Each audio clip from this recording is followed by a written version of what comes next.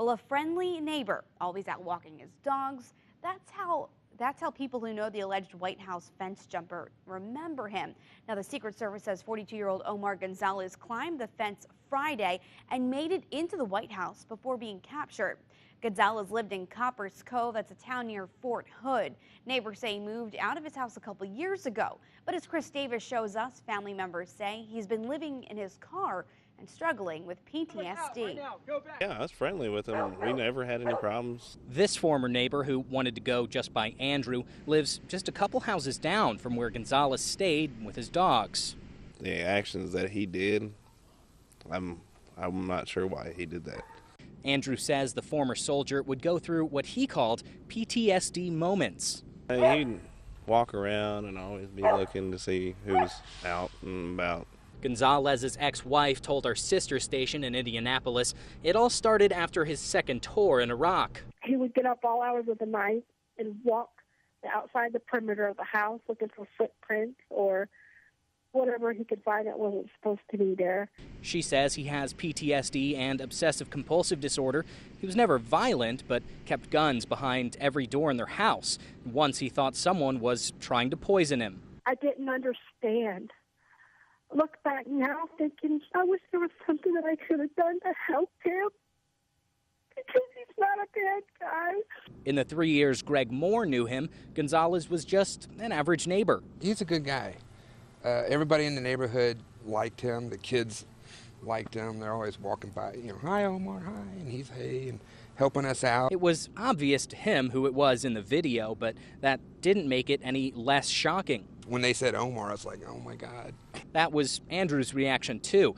Despite the odd behaviors, hearing he had jumped the fence and run into the White House didn't seem possible. I couldn't believe it. I couldn't believe it at all. I was like, wow, why would he do something like this?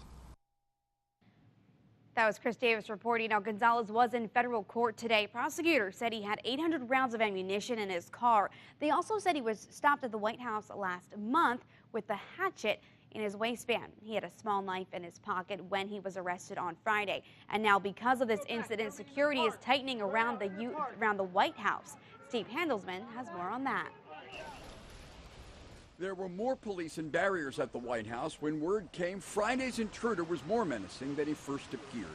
42-year-old Omar Gonzalez was formally charged with unlawful entry, but prosecutors said the Army veteran was arrested in Virginia in July with a shotgun and a map with the White House circled in his car.